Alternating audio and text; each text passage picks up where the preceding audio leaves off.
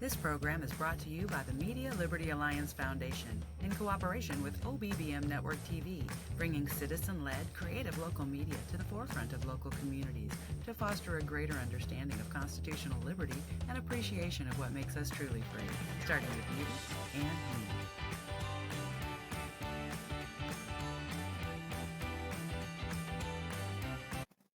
Make sure to like and subscribe to the channel. That way you're updated each time fresh content comes out. And thank you for being part of the Zach Ratliff Show. The Zach Ratliff Show is brought to you by Mortgage Financial in Texarkana, Texas, Elmwood Custom Goods, and Church on the Rock, Texarkana. That's churchontherock.org.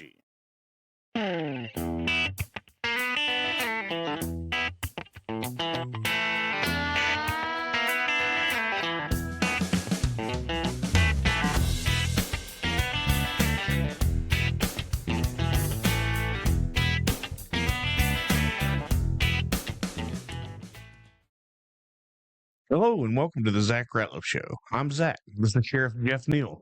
Sheriff, thanks for being with us.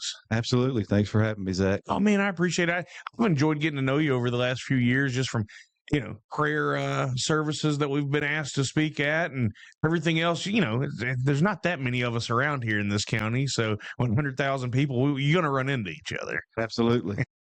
Well, I guess for those that don't know, I'll let you introduce yourself and just, I say this a lot, I feel like, but man, the show's growing. We're in 35 states and 9 countries right now. And so just kind of give a little intro on who you are and what you do, I think. Sure. My name's Jeff Neal. I currently serve as the Bowie County Sheriff. I've been back in Bowie County for 32 years now. Okay. Born and raised here. Right. But moved off. My dad got a job in Little Rock, graduated high school up there, with the military all the way around the world, and right back where I started from. Right back home. Yes, sir. I've moved away from here 6 times. And, but I'm a fan. I'm a fan of our area. I'm a fan of what we do. I'm a fan of what you do. And it's just a great place to live. And you have a heavy hand in creating that for the rest of us that don't really know the ins and outs of everything that does happen around here.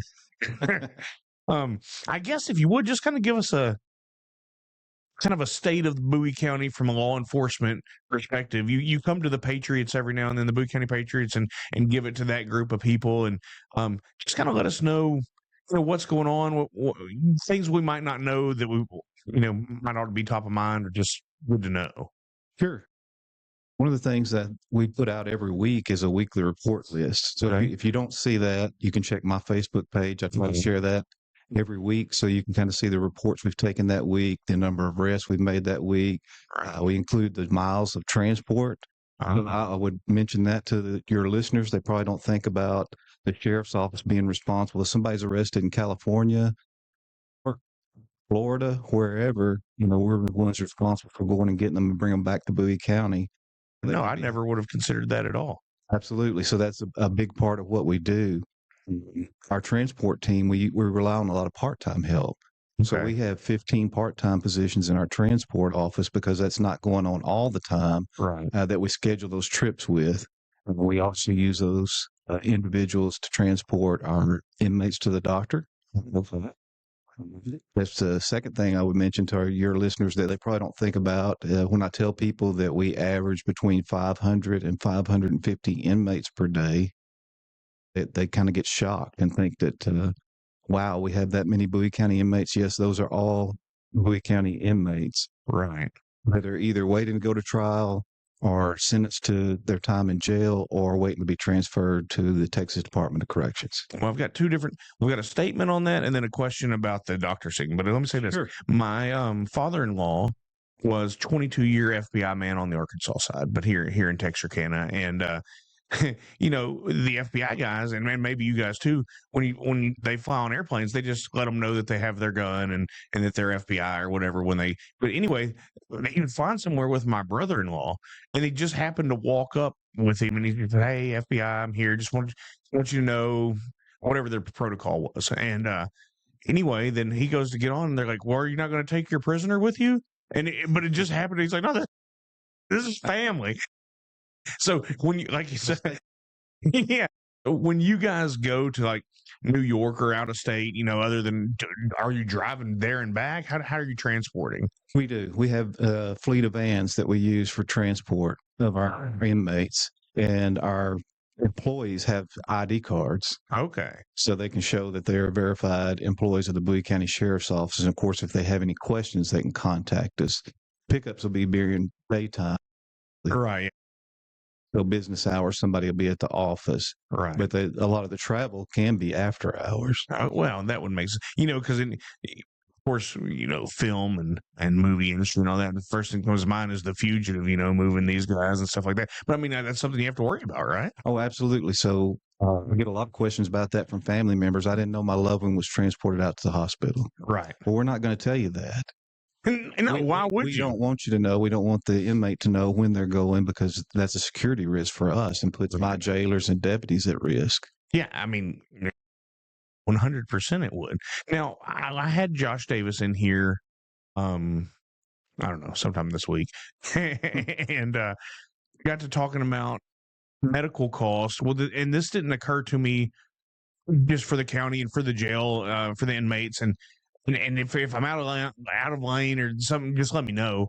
But I had a lady, Dixie Robinson, in here maybe last week, and she was talked about, she's gone around to the pharmacies and negotiated the best prices and negotiated these best prices and all this, so that she can kind of do like a old school doctoring, just not have to have all the cost. For the jail, is that something that we do, is kind of negotiate with, hey, the hospital, we have a set rate and try to manage our costs there? So that'll be a two-part answer for you. Okay. So we have on-site medical at the facility, jail facility. So we try to handle everything we can in-house. And we do have a contract with Turnkey Health out of Oklahoma City. Okay. And they provide our health care within the facility. Okay. Including a dentist, on-call provider. We have mental health. Right. We also, on the mental health side, I just want to mention, because that's a big thing in our community, we partner with our local mental health authority here and have one of their employees come in 24 hours every week to help us with that as well. So we do some of that internally. Okay. And those things are under contract. When we take them out to the hospital for things that we can't handle at the facility, that's handled under the indigent health care most of the time, because the inmates don't have their own health care plan already. So it falls under the indigent health care plan that Bowie County pays into through the state. Okay. And so then the hospital or wherever they go just deducts from that. Correct. Okay. Well, and on the mental health side, it's funny that you bring that up. One of my dad's fishing buddies was is a clinical psychologist, and then used, I don't know, I guess he might not have been in Bowie County, but for the prison system would evaluate and deal with death row and these guys. And so, of course, when you're fishing with a psychologist, Sheriff, Dad and I realized real quick that he's analyzing. Like we just be talking trash, or be careful what you say, huh? And then the next thing you know, you get real quiet on those fishing trips because you're like, I hate to just be analyzed. But you hear just the things that these guys are going through, or ladies are going through, that they're in there. And look, I understand they're serving time and they're being, but there's still some mental health drain in these places. So it's awesome that you guys at least have that. Absolutely. And we love partnering with Community Health Corps. That's our local mental health provider, and having them in our facility physically. Right. Not just having to call them and say, hey, can you help us with something, but having one of their representatives on board with us, helping with that issue. Right. Because if you look at it from the state level, we're competing with all 254 other counties for state beds. Okay. So having them in there locally with other solutions that we try to work through. Sometimes these people with mental health issues will get arrested for criminal trespass. It's something we see quite often. Okay. And they come in there over and over and over again. The pattern seems to be that they get on their medication, they're doing well, they get out, they don't feel like they need to take their medication anymore, don't like the way it makes them feel maybe. We hear that on a regular basis too. And then they go right back in the circle off the medication, I'm not thinking correctly, and they get arrested for some petty crime and they're back in jail, and then we're trying to get them restored again. Okay. But we've been successful in working with the district attorney's office and the public defender's office, and seeing that some of these people need placement rather somewhere else. and punishment in the jail Right. and putting those cases on hold if the local mental health authority can get placement for them. Right. And then if they complete that, trying to dissolve those charges. And it's funny you say that. There's a guy who, and I don't know if he's still around. I hadn't seen him in years, but I managed banks for about 10 years and got to reckon, some of the same indigent people would come by and transients would come by. But there was one guy around, and you're a pretty tall guy. He's about as tall as you were, but always carried a hatchet.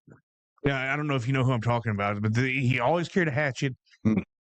Really, it's crazy, but generally, there was no harm. Like if he'd come in the bank for something, I'd be, hey, leave your hatchet outside.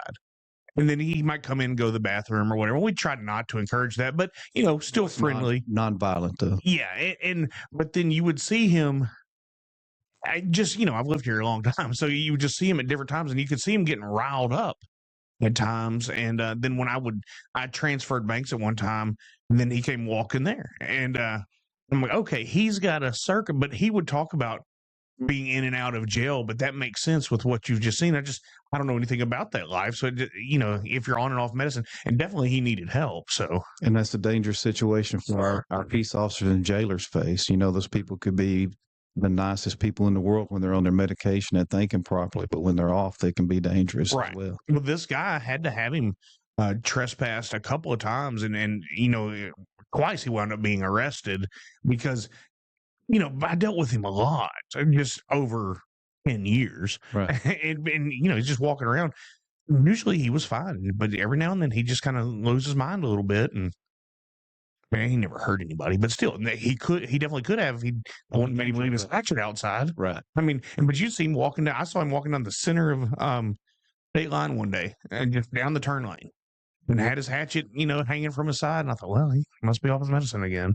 Wow. But I didn't think about that as something that you guys help deal with, is where I was going with all that. Absolutely. And a lot of that depends on who they have for support when they get out. Right. Do they have a family member there that's willing to work with them and make sure they're on their medications and it's keeping them regulated, right, like we do when they're in the facility, when they have that personal attention. Okay. And so you having the mental health people in the facility, that's key. Absolutely. Community Health Corps helps us a lot with that. That's been a problem. It's across our nation, but certainly across the state as well, where the jails are dealing with more and more mental health issues. Right. Well, and then talking about in your facility, this is going to be kind of a hard change. I was at the county commissioners meeting back in, I don't know, and you guys were talking about needing the kitchen upgraded, and then they were getting bids on that, and then kind of brought that up with Josh Davis earlier this week. How did all that go? Because that was going to be a big expense to the county, but it also a needed expense. Absolutely. So our facility is aged, it's long in the tooth, right? And we're doing what we can to keep that together and keep it up to standards, right? And that project is complete, by the way. Okay, looks really great. We're glad to have that done. I know having those upgrades. We report to the Texas Commission on Jail Standards, right? And we have to follow all their rules, right, and regulations, as well as the health department when it comes to the kitchen. So there's a couple of people that we report to for that. So we just want to make sure that we stay in compliance, right? And ventilation was a big thing that y'all had worked on, wasn't it? If I remember correctly, the kitchen was retaining a lot of heat, and it wasn't properly ventilated when they put the dishwasher in originally, is what it appeared. Okay. As far as getting the exhaust out of there. Okay.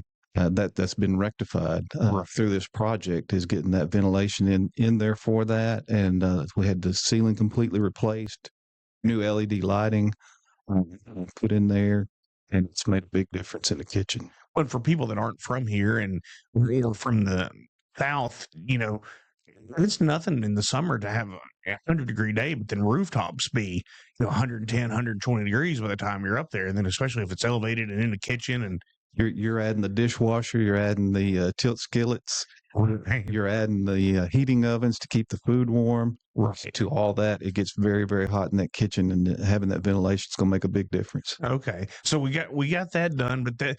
Like you said, our jail, it's aging or aged. And then one thing I had never thought about until it came up this week was what you were talking about, the Texas standards that we have to hit. If we can't maintain and keep those standards, we've got a problem. Absolutely. And before we move too far into that, I'll Okay. just say that I'm proud of our staff Yeah. and what they've done to keep us within the Texas jail standards. And they base our inspections now off of a priority risk assessment tool Okay. rather than just an annual Go through and look at inspection. it. Yeah. Yes. They realize real quick, hey, they normally come at the same time. People know when they're coming. Right. You can kind of prepare for an inspection. This way, you have no idea when they're coming. Good. And they also do what they call limited compliance review, which means instead of them coming on site and doing a full inspection, they just call us and say, hey, we need all your paperwork from the last inspection till now. Right. Have it to us by this time. And you send it down to Austin, and they go through that with a fine-tooth comb and make sure all your checks have done on time. Right. You maintained your jailer to inmate ratio, which is 1 to 48. We've talked about that before. So you had the proper staffing on site. Inmates are required to have rec 3 times a week. Right. It has to be offered. They don't have to take it. Okay, so they don't have to do it. They don't have to do it. What does that look like? Do y'all have a yard, gym? Like, how's that work? Yes, we have a rec yard for the annex. And Right. by state, there's actually a small rec yard on the roof. Really? Yes, sir. Okay. Well, and like kind of we were talking before we recorded, most people are never gonna that I know are never gonna see the inside. We don't know what all's in there, right? And you were That's a saying, good thing.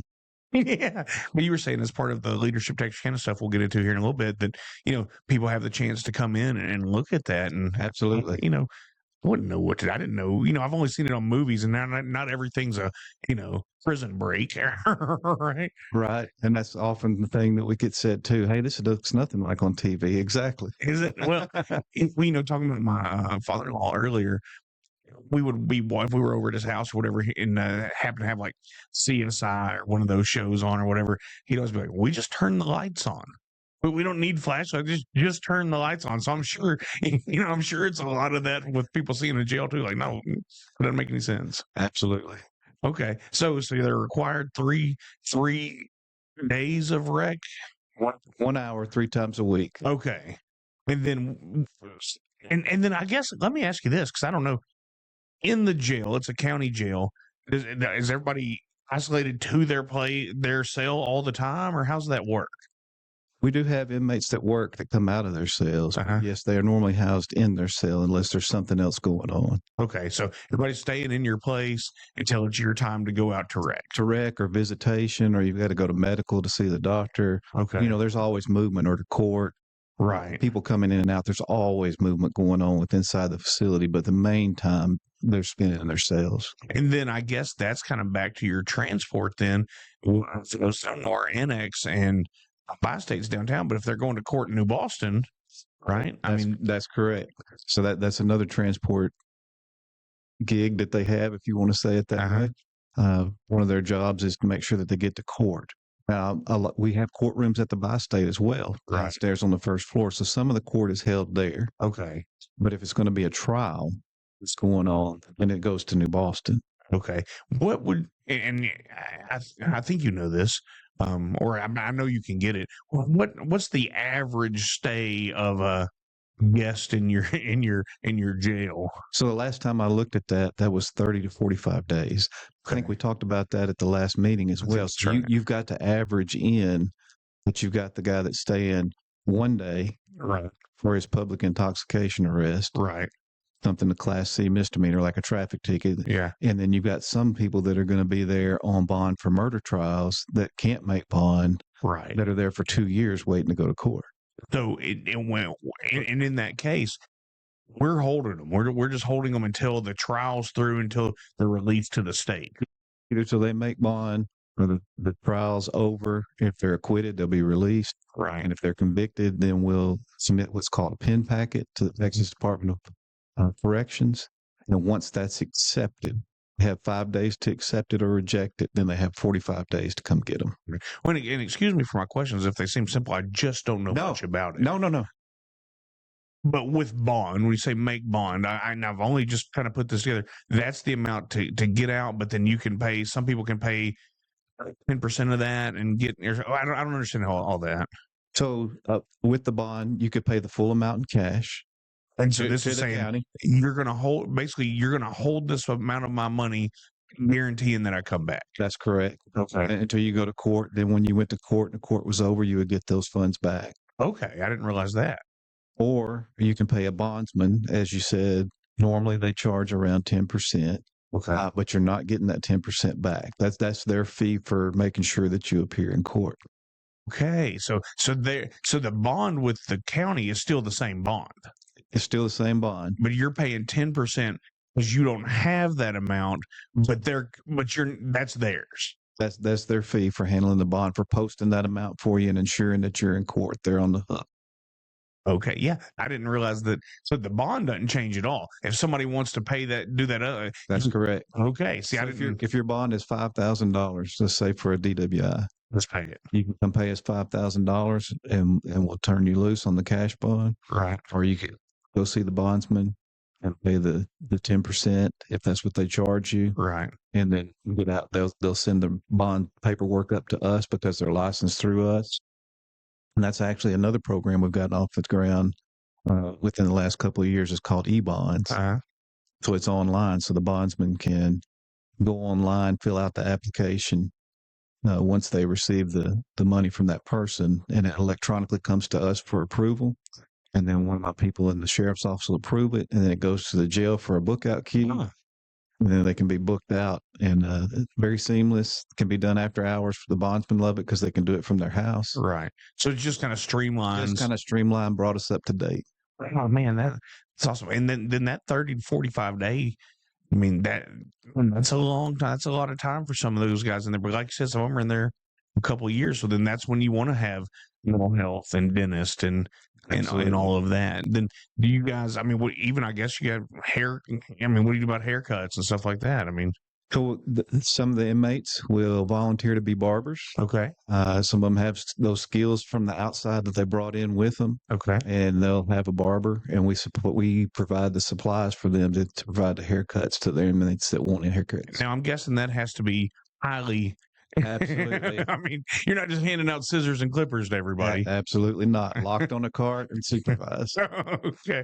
Well, so we've got that, and then while we're talking about this, and we talked about how good your staff does, and you're always so complimentary of them. What is your total number of staff, both on the deputy side and on the jail side? I understand you kind of separate those. So if we were completely full, Huh? we would have 167 employees. Okay. And then are we completely full? We are not completely full. Okay. So we would have 120 employees in the jail if we were completely full over there. And I think this week we're at 103. Okay. So we're down a little bit. We've been closer before. Right. And on the deputy side, we have 39 sworn, and then several civilian positions that would bring us up to 47 Okay. total. Now, you do have a program you've told me about where if there's a jailer that wants to go to academy and maybe become a deputy or work into that way, they can do that, correct? Absolutely. So that's something I'm excited about that we brought back. As you mentioned before, we took back over the jail after a private operation of 20 years. Right. It came under county operation during my transition. Okay. One of the most difficult things I've done, quite frankly. So did you know that was going to happen when you were running for sheriff? So let's just run through that right quick. Okay. Because the transition was a difficult time in my life. When we ran, it was 2020. Well, we finished in March of 2020. So COVID hit right after we picked up signs. Right.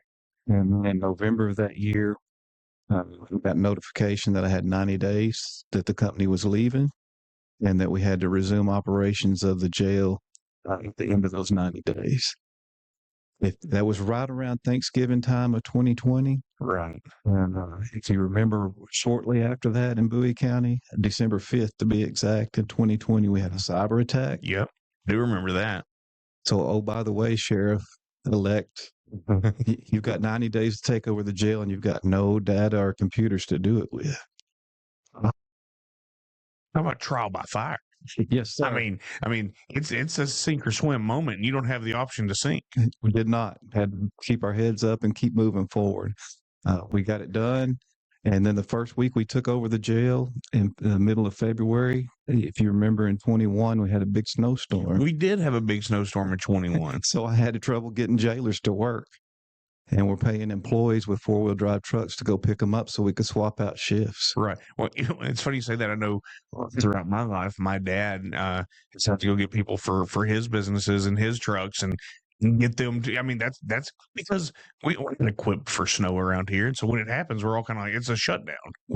Absolutely. At first, we were doing good with the vans, getting employees in, but then when it got slippery, we're like, okay, you can't do who that. has a 4-wheel drive truck besides me that can help me go pick people up and get them to work?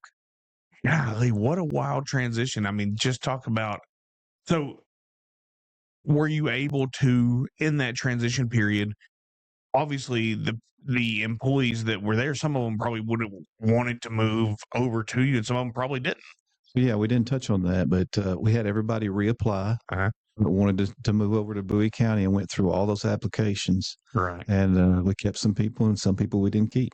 Well, and that's part, in my career, I've managed banks and big box retail and other things. And so I've looked at an application or two, and that in itself, on top of being the sheriff and the law enforcement and figuring out how to run a jail and all that, just looking at applications is exhausting.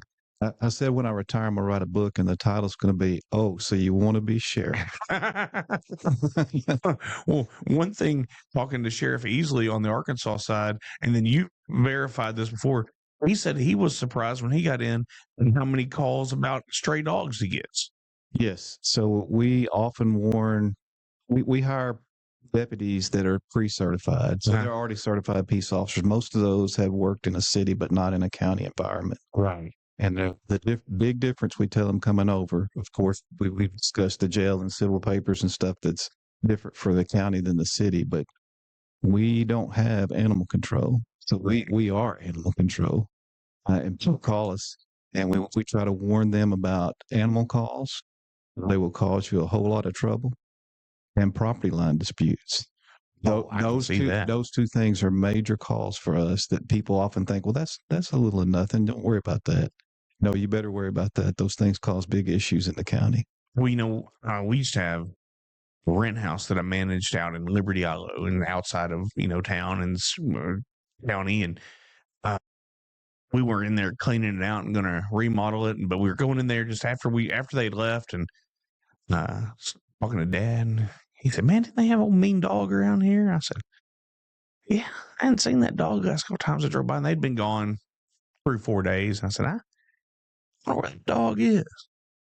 Well, we were going through the house, and we get to one room, we got the door shut. And old dog, he was in there, and he wasn't happy about it.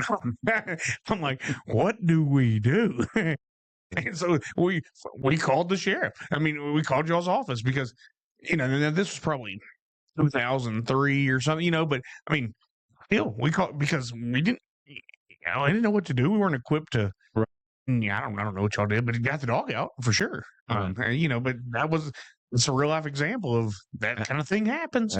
Well, all the time. So, and in that, and then talking about your staffing and kind of going to the law enforcement side, I don't think a lot of people understand, and I'm one of them. I'm those people. Now, having grown up in a rural area like this, maybe I have a little more understanding. But what is the difference in city policing and county policing? How does that look different? So with the city policing, obviously you're going to be within the incorporated city limits. Right. So normally you have a lot of housing really close together. Uh-huh. And you respond to a larger volume of calls. Right. Just by the sheer nature, you've got more people in a small amount of area. Okay. In the county, you have to think about, I explain Bowie County to people by saying one evening when I got home from work, you got home, so let's say 5:30, and we had a call out for a death investigation. Okay. Almost to Oklahoma on 259. Okay. It was an hour and 15-minute drive one way from my house. Right. Just to get there, get started on the investigation, and then you got to get back. Well, a lot of people don't realize how big Bowie County is. Like geographically, we're huge. Absolutely. So that's a huge difference is, your backup's going from being 2 to 3 minutes away. It could be 30 to 45 minutes away. Oh. So one of the ways we supplement that, of course, we work very well with all the the agencies in the county. You've got Hooks, New Boston, DCAB, Texas Department of Public Safety, Park Texas Parks and Wildlife, and I hope I'm not leaving anybody out. We all partner together and back each other up. So if they have a call, we'll go with them. If we have a call, they'll go with us to try to cut down on that time. Because like you said, the travel time is just immense. It is. So I would say that's the hugest difference for people to know about. What now? And don't give away anything you don't need to, but I'm guessing in theory, you have deputies kind of in strategic areas a lot of times so that they're a little bit closer. Maybe they live closer to, I mean, is that kind of what you try to do? I mean, you can't do it exactly, I'm sure. Absolutely. So we have them placed, we would, ideal day, we would have five people out. Okay. 2 on the west end, 2 on the east end, and a supervisor in the middle. And it don't sound like a lot. That's a long way. That's a long way in between. So that, like I said, that's the biggest thing to keep in mind. Right now, we're short a few deputies, so we don't have that. Right. So, like you said, we have to be very strategic with where we're placing them. I mean, because if we start at the state line and if you just run 30, that's 75 miles an hour, it takes a minute to get to the other side of the county that way. And that doesn't even count north and south. Right. What's it take? 30 minutes or more? Just only running 75? Yeah, maybe. I bet it's longer than that. I mean, it's a long time. Well, so what are you guys doing to make it more attractive to deputies, to officers to come in? I think we got sidetracked on my transition and didn't talk about the jailer to deputy program. So that's one of the things I'm super excited about that we implemented after I took office was giving our jailers a chance once they've worked inside the jail and actually receive their permanent jailer's license. So jailers get a temporary license when we bring them on board and can go immediately to work after some on-board training. Okay. But they don't have their license through TICO. It's a temporary license. Okay. Then they'll go through a jail school sometime within the first year. Okay. And take a state exam and pass that and get their permanent jailer's license. Right. So before they can apply to come out to be a deputy, we require them to have that permanent jailer's license. And my thought behind that, it gives us time to look at them as an employee. Right. And get supervisor recommendations on, is this person a good fit? How are they working out? Yeah. What's going on? Are they serious? Yeah. And get a good look at them before we ever see them on a board. Well, it's basically a tryout, right? I mean, you know, like you say, you talk to the supervisor, you know how they react, and you know their thought process, or at least better than you would just somebody off the street. Right. What kind of employee is this? Are they showing up to work? Right. Are they doing what they're supposed to do? Can they take direction? Are they learning? Right. Have a pretty good insight about what kind of employee they'll be when they transition out. Because when we go to the peace officer side, the jailer school is 3 weeks long. Okay. And then you take a state exam and you pass. Right. And you get your permanent license. The police academy is roughly 6 months now. Oh, okay. And then you're going to have another 6 months roughly of field training. And so before we ever get a day of work out of a deputy on the street, we've got a year's worth of investment in them in training. Right. So we want to make sure they're serious about that. And that's the other way we lock that down is have them sign a contract to stay with Bowie County for a minimum of 3 years so we get our training money back out of them. Yeah, because you don't want to train them. Because what's the deal in Texas? Once you go through the academy, you're a Texas officer. Something like that? Yeah, so once you're licensed as a peace officer, you can be hired by another agency and immediately go to work. Okay. As long as you're trained. They're probably going to put you through a short program to get familiar with their area and their policies and procedures and that kind of thing. But it's a lot less than investment than having to send somebody through the academy. Just to go steal somebody. Absolutely. Yeah. Well, so that makes sense that you're going to say, hey, if not, you're paying us back or whatever investment that we've got for the last year. Yes. Okay. Well, now, are we seeing people utilize this jailer to peace officer transition? Absolutely. So we've got one in the academy right now that's set to graduate in February. Awesome. And then we just had a board yesterday and selected 2 more jailers from our Bowie County Jail to attend the police academy. And they'll start at the end of February and up from there. And I'm sure it's fun for people to see just everybody wants to be in a career where you can grow and you can do that. And that's part of it, right? You can do that. Absolutely. That's another thing that gives our jailers incentive. Hey, come inside, show us you're a good employee. Not everybody's cut out to work in a jail, Zach. I've No, heard you say that before, and I didn't know. Really, I thought about that. I thought about that earlier when we were talking about the jail, but I didn't really know how to bring that up. it's true. So what we learned to do right off the bat before we ever offer them a job is we walk them through there. Some people can't handle the door shutting behind them. Because there's no way out. There's no way out. It's almost like claustrophobia, but even though you're in a big building, just panic. Really? And say, this is not for me, and immediately walk out. So I mean, pretty quick on something like that. Most people do. You can pretty much see it on their face. Well, I mean, once again, just from this side of life, it's just something I've never considered. Oh, absolutely. So, and we didn't when we first took over either. I mean, we were doing our pre-service and then getting people out on the floor, right. And then they were coming to us saying, "Hey, I can't handle this." It's a lot. So we learned the hard way as well. Well, and I guess people that you're guarding, they're on top of you. I mean, you're in danger. And I mean, you guys are in danger. Peace officers are in danger all the time as well. But you have to mitigate that through your system and SOP inside the jail, I'm sure. Absolutely. That's why we have those policies and procedures in place is to protect our staff, right? Especially during movements with inmates. That's a dangerous time. I mean, I can only imagine. Well, so then moving to the peace officer, so you get somebody through the academy and you get the training and then they become a peace officer and they're a deputy with the sheriff's office. Then what? Like how does that what does a day in that position look like? I guess.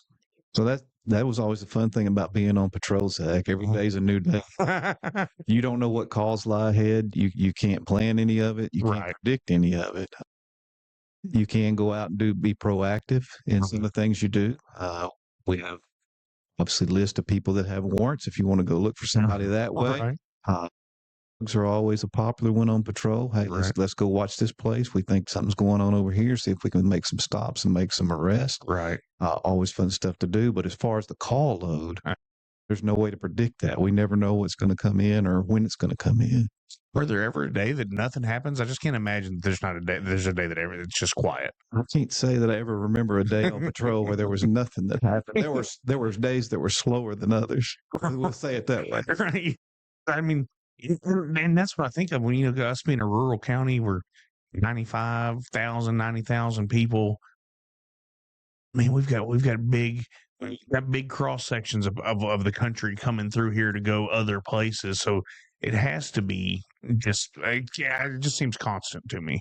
And I think people don't think about our daytime population, Zach. I think we've talked about that before as well. Between Mount Pleasant, Arkadelphia, Shreveport, and then up to Oklahoma, right? We're the biggest hub. So people come in here to work. People come in here on the weekend to go eat, to shop. We definitely swell a lot. We do. Well, and that's even when I see some of these, and it looks like some of these restaurants and chain stores are starting to catch on. They'll build a box too small based on the population. I'm like, that's not who you're servicing. It's everyone else that comes in. But that's the same for the sheriff's office. Really? Man, that's okay. Well, so tell us about, we kind of touched on it, what you do with the Leadership Texarkana program and all of that. So I had the pleasure of going through Leadership Texarkana in 2019, 2020. Recently, last year, I got to co-host the Government Law Day with Tyronda Henderson. Okay. Who proves to work for the city of Texarkana, Arkansas, is now with the school district over there. Right. And this year I had the privilege of hosting the day. Okay. And that's always a lot of fun.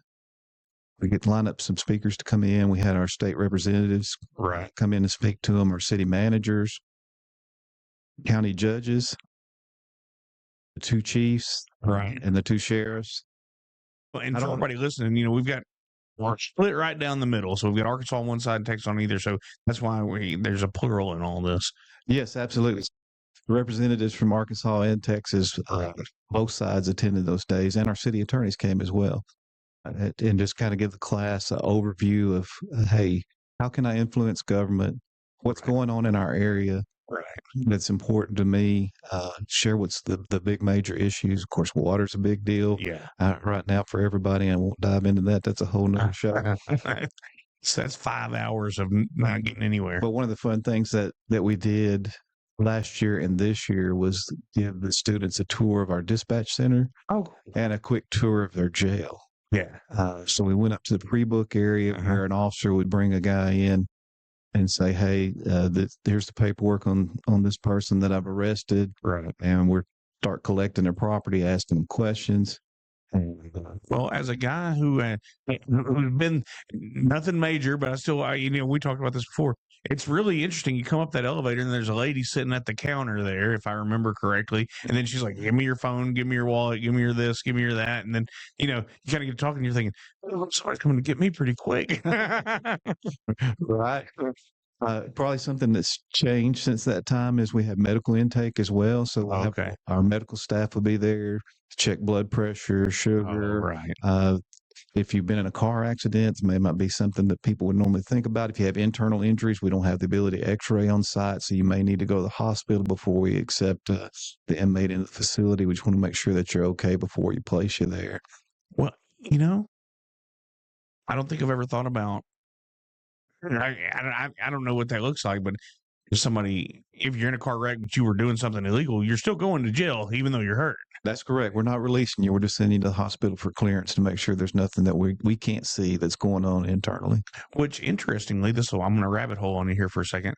One of the Patriots, and I'll tell you off air, but was in the hospital not too long ago, and I was up there and just kind of waiting to get to see them at the emergency room, and there was an actual holding room with guards, and I guess there were inmates in there waiting for medical something or other.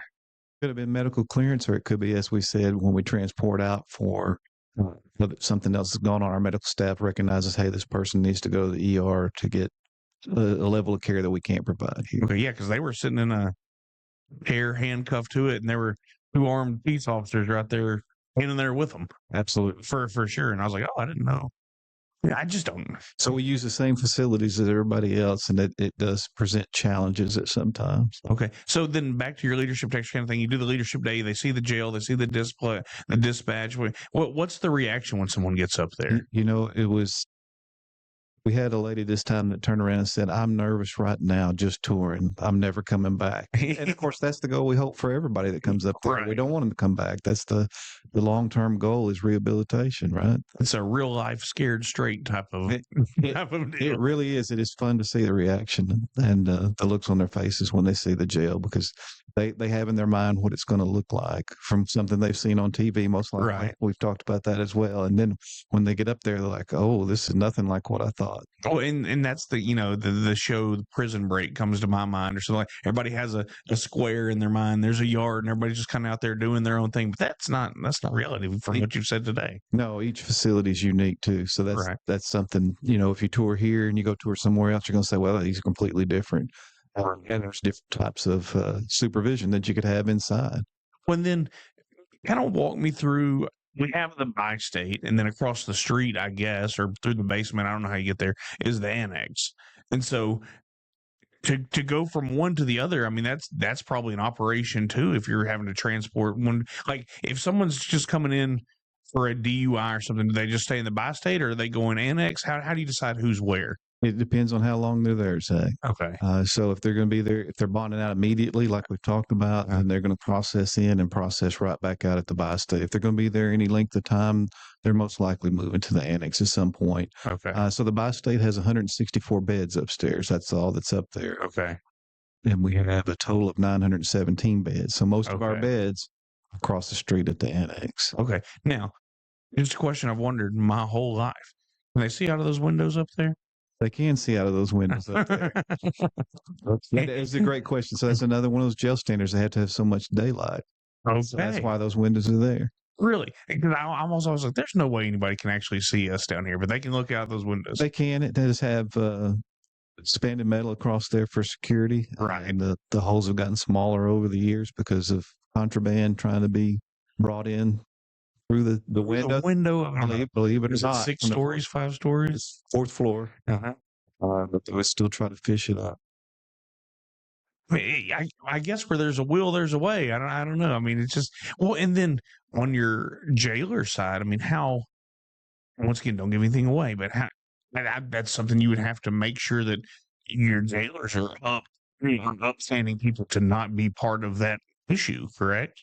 Absolutely. And unfortunately, we've experienced that. And if you run a jail, I just think you're going to at some point. You're going to have some of your employees that are less than honorable that slip through the hiring process and that's with any smuggle stuff in on us. Yeah, well, and that's what I talk about with business owners and stuff every day is that's what's going to, you're going to have percentage, and not a high percentage, but a percentage that can make your whole business look bad just by the stupid decisions they make. Absolutely. I think the biggest confidence we can give to the public on that is they know that we're going to arrest them and hold them accountable when we catch them doing it. Which is what you would expect. That's what you want. And that's why, I've seen through just working with the public and things like that, I got pulled over, I don't know, back in summer, my front license plates had fallen off. And so got pulled over and had it with me. I was like, I just got to go buy a new whatever. But my daughter started crying. I'm like, why are you crying? He's like, well, you're getting pulled over. I'm like, that's his job. He's here to do that. And I'm like, he's going to help us. And so this is going to go well. We're not in any trouble. Right. And it was a great interaction. And she's like, but that's what you have to teach your kids where, in banking or especially in retail, I would hear kids being bad. Hey, if you don't act right, I'm going to call the cops. Like, don't say that. And that's you want, because just like you said, if someone's doing something wrong, you guys are going to arrest them. That even if they work for you, the trust has to be there for us to say, hey, you guys are putting your life in the line to help us. And we work on building that relationship too. One of the things we haven't talked about is our BASE program. Okay, what's that? So it stands for Basic Awareness and Safety Education. We started that when Sheriff Prince was here. Okay. And most of us, people our age, will remember the DARE program. Yeah. So it's built off the DARE program, but instead of just including drug and alcohol resistance, we teach gun and outdoor safety. We teach internet safety. We teach 911 communication, what these children need to do, what information we need so we can help them the best and the quickest response. We teach fire safety. That's near and dear to our heart. We've had at least three triple fatality fires in my time with the sheriff's office. That's horrible. Yeah, and we never want to have any more, right. Obviously. So we teach the students about fire safety. We have our volunteer fire departments come in and work with us, partner with us on that. Okay. And they prepare a fire escape plan. Okay. And they have to have 2 ways out of their house and a meeting spot. So we want their parents to know where that meeting spot is as well. That makes sense. So when we get there, our first concern is life. Is anybody in there? Is anybody in there? Do we need to get anybody out? And then we can move on to property once we know everybody's safe. So it's just expanded, and we teach that in the school districts, and we're proud that they let us back in after COVID. We were worried that it would get shut down, we wouldn't get back in, but we're back in, and we just had a base graduation yesterday morning in New Boston. Well, is there a certain grade you guys do that in, or most of the schools choose 5th or 6th grade? Okay, that we teach that in. Well, and I think that was about right for DARE too.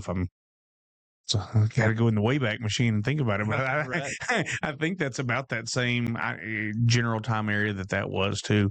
Yeah, I didn't even know you guys had that, which is great because that's one thing for me and my daughter I've made sure to do. Hey, 911, they're going to help you. Anything goes wrong, then you can give them my number or whatever. When you see a police officer and you need them, just go to them. Don't be afraid of them. It just. Right. They just need to know. Kids need to know that we're not you guys are here to help us. And the internet, I always tell the kids, we didn't have to deal with that when I was growing up. No. I'm old enough to know when there was no internet. Yeah. We went out to play, we saw each other face to face, and I knew who I was talking to. That's exactly right. Wherever the bikes were piled up, that's where you wanted to be. Absolutely. Yeah. Now they don't know that. I mean, anybody can make a gamer tag of anything they want. They get to choose that. So you don't know who you're talking to when you're online unless you know their voice and been around them enough. Well, and even then, sometimes, but I'm even big on. We're not doing these games where you can talk to people. We're not having. If you're going to message somebody from your iPad, it's going to be a contact that I put in there. That I'm just something I say at the graduations is to the parents because as a parent, my kids are grown now, but right. You just want them to know that some of these game systems connect to the internet because we didn't grow up on those game systems. No, my daughter we don't realize that all these things are connected, that they can talk to somebody. My daughter got one of these Nintendo Switches or whatever, and it does that. Like you can type or whatever. And I said, hey, don't play any of these games. Just because I don't know enough to do it until I can vet it, and see what's going on with this game. Yeah, stay away from that. Right, but to her chagrin, I still reign supreme in Mario Kart. So I'm like, you ever want to play Mario Kart? Old Dad's about to put it on you. You know? Well, what are some things going on in Bowie County as we're kind of wrapping up? That maybe some of the issues that we need to know, some things we're looking forward to. Do you have anything just top of mind that you want everybody to know? We talked about the jail a little bit, so just to wrap up on that, long term, and like you said, I've been saying this for a while now. Right. Hopefully, planting positive seeds for the future, and want to see them grow. That eventually we're going to have to build a new jail. Right. Our infrastructure's old. And I'm not saying we're laying down. We're going to maintain what we've got. We're going to make sure it's operational and working correct. So I don't want anybody take that the wrong way, but at some point, it's going to be in the best interest of Bowie County to build a new jail. Even on a cost basis. Absolutely. And it's going to take a commitment from our citizens. And I'm not smart enough to know how to get that off the ground. Right. Hopefully our Judge Howe's been very gracious in entertaining that and looking at that and trying to move that forward, and even looking for a piece of land where we can start. I think that would be the first step. And hopefully with Josh Davis coming in next, he'll continue to water that, and we'll get that off the ground. Yeah, and he even said something about a bond issue, possibly to get that funded and going. But yeah, I mean, it's going to be a big bite. But then, of course, even it takes however many years to build one or to even get it planned. And I mean, if we started right now, we're 10 years away. Maybe, I don't know, but I mean, we're at least 5. I would say 5 to 6 for sure. Judge Howe had an architect come in that agreed to sit down with us for free. To kind of see, looking at the future planning. If we had our plan, the other thing you don't think about is we got to submit all those plans to the jail commission. Oh, okay. So they've got to be approved. We don't want to start building before a jail plan's approved, because if we build something that's not up to what they say is the standard, then we're going to have to go back and correct it all. It'd just be wasting money. Right. And we don't want to do that. He said 5 to 6 years if we were set on go right now. So by the time you add another 2 years of planning, finding the funds, so you're probably right. You're probably 10 years out from when it gets real. But it's like not to go political on you, but it's like in the 90s when they said, "Oh, we don't want to worry about drilling any more oil because we're not going to need it for 8 years." Well, here we are. We're well past that, and 10 years is coming whether we get started or whether we don't. It's just only going to make our magnify our situation that we've got. So it's definitely something we need to be thinking about. And I appreciate you for. You've been talking about it a little bit, just kind of, you hadn't been harping on it. But you've at least been letting people know, let's be thinking about this. I like to say I'm planting seed. Yeah, that's exactly right. Well, Sheriff, I appreciate you coming in. I hope you and your family have a great Christmas. And Merry Christmas to you, too. Hey, thanks. All right. I hope everybody, God blesses each and every one of you. And we'll be back and do it again next week.